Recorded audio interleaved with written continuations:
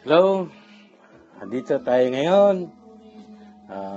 Binabati ko lang po yung ating owner na si Boss DJ Piso at si co-owner Mimi po.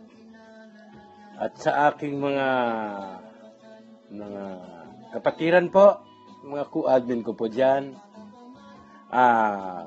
Ngayon yung araw ng ating Happy 10th Mansari po sa ating lahat, mga kapatid.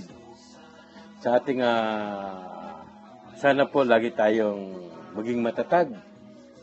Gaya naman ang dati yan. Hindi naman maiwasan yung mga bagay din po minsan. Basta maging matatag lang po tayo at huwag nating kakalimutan lagi yung tatlong bagay po na ating pinanghahawakan sa ating munting tahanan na maging banatag ang ating munting tahanan po, yung tawag dito, yung kasi madalian na to, gawa ng basta yung yung unity, love, and respect po. Hindi po ba? Sa gayon po yung ating samahan po ay walang makakatibag po noon. Kahit na minsan may mga bagay-bagay po na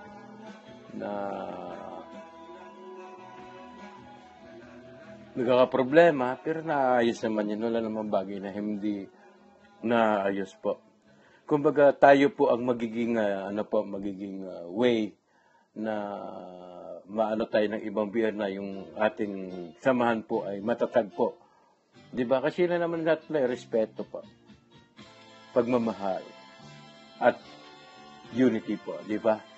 Pero ito, madalian na kasi itong ko, gaya hindi ko na gano'ng hahabain yung aking talumpati, baga, di po ba? At wala naman akong ibang hinihili sa ating samahan na kahit saan kung sakali mawala man tayo dito sa apps ng Emo, siyempre meron tayong maalala, di ba? Na ang ganda ng samahan na yon, masaya kami doon. Sa OFW kulitan, di mo ba?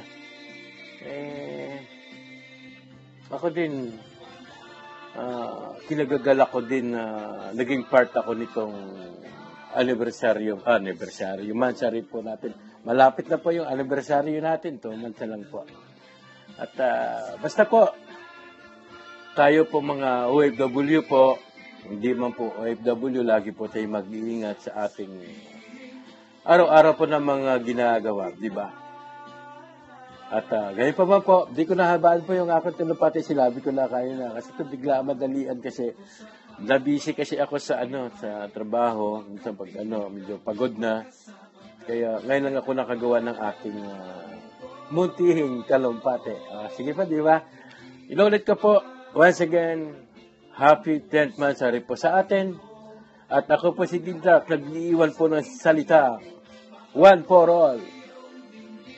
all for one. Di po ba? Okay. Bye-bye po. Ingat po kayo lagi.